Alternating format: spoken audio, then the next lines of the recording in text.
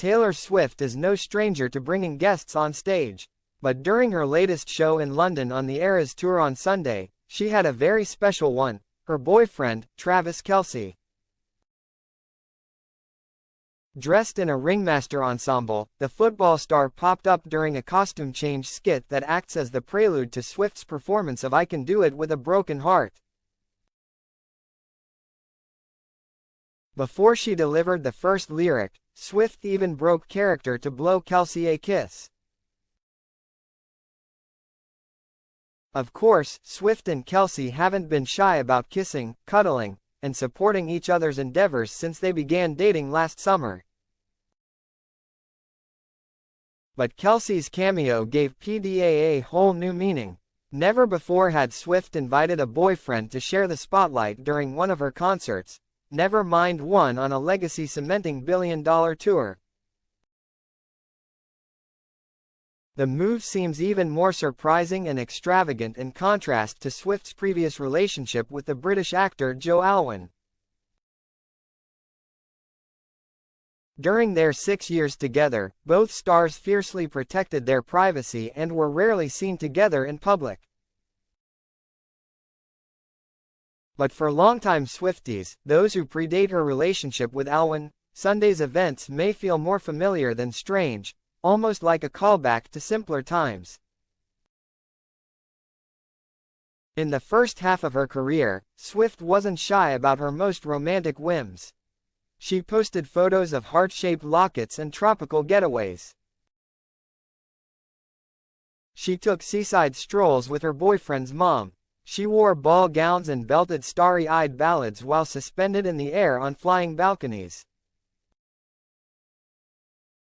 Swift loved a grand gesture, both real and imaginary. This was especially evident during the 1989 World Tour, which ran for nearly 7 months in 2015. No, Swift's boyfriend at the time, Calvin Harris, did not make a surprise appearance. But pretty much everyone else did, from close friends like Karlie Kloss and Lena Dunham to athletes like Kobe Bryant and all manner of musicians and rock stars. Every night brought a new face, a new thrill, a new thread in the vast web of Swiftian lore. At the time, the 1989 era marked the peak of Swift's fame.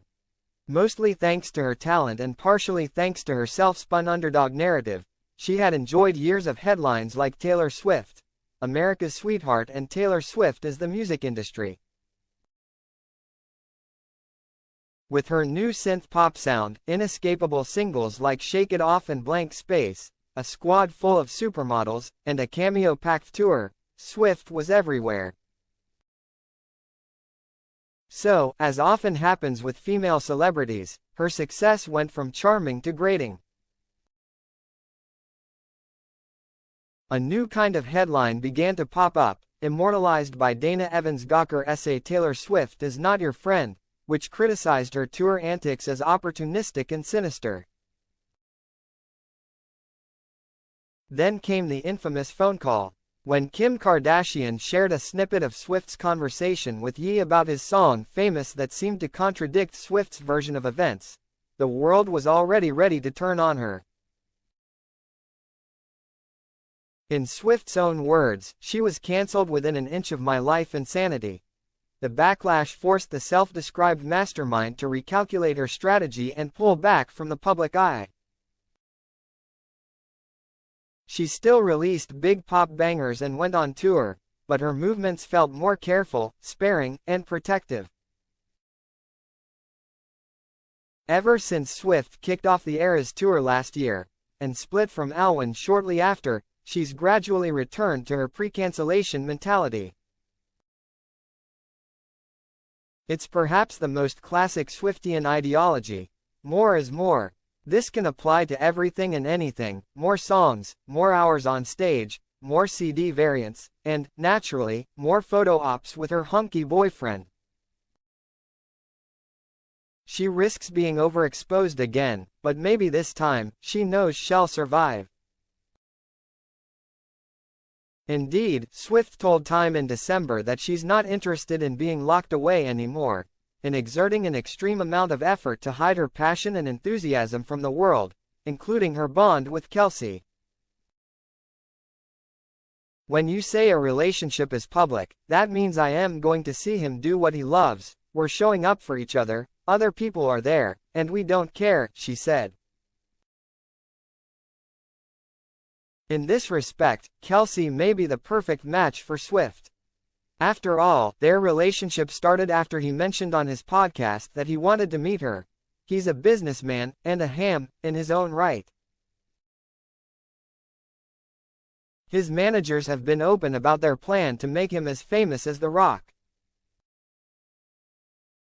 For these two peas in a pod, personal triumphs are communal by trade, whether it's a touchdown at the Super Bowl or a first kiss that inspires a smash hit. Ultimately, we can convolute it all we want, or try to overcomplicate it, Swift told Time. But there's only one question. Are you not entertained? Ever the performer, Swift knows exactly what she's doing. As much as maximalism is true to Swift's brand, it's also good for business. Swift's music indicates that she is expressive, theatrical, and sentimental at her core.